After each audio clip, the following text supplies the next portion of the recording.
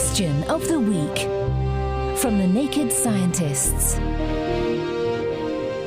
Hello and welcome to Question of the Week with me, Greer Jackson.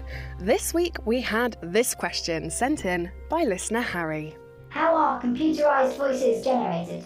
Talking machines have more of a history than you might realise. They date back to the 1930s when Homer Dudley created a keyboard-operated voice synthesizer called, rather ominously, the Voda.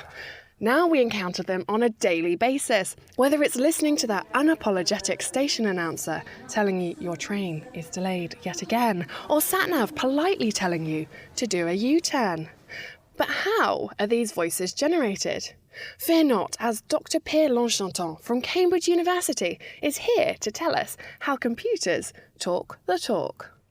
All spoken languages are based on sound units called phonemes.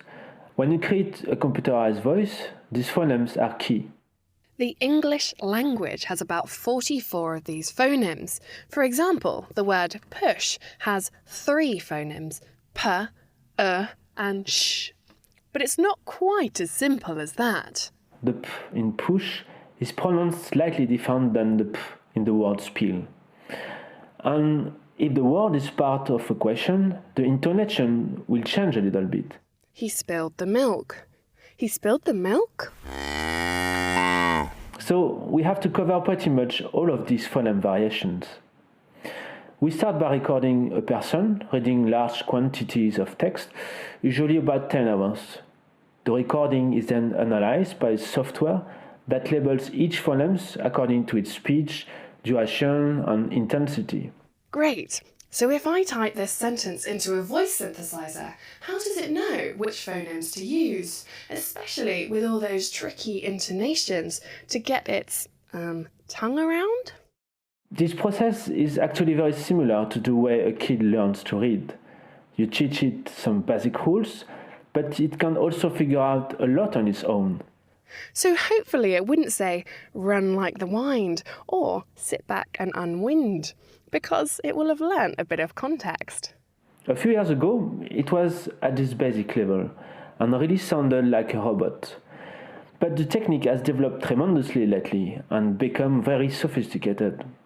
So these days, a computer has gone from sounding like a 6-year-old spelling out Harry Potter in a monotone, choppy voice, to speaking in a fluent and expressive way that can barely be distinguished from that of a real human. These are very exciting times. Very exciting indeed. Thank you very much, Pierre, for taking us through our ABCs. Next week, we take to the skies to answer Wilf's question. How do black boxes work? What do you think? If you know how these mysterious black boxes work, or even if they are indeed black, do get in touch via Twitter, Facebook, or on the forum, nakedscientist.com/forum. If you've enjoyed this podcast, why not listen to our other ones? We cover an awesome array of topics, from neuroscience and psychology to space and tech. Check out nakedscientists.com, that's nakedscientists.com, to find out more. Until next week, goodbye. Question of the Week is part of the Naked Scientists podcast and supported by the Wellcome Trust and UK Fast. Look us up online at nakedscientists.com.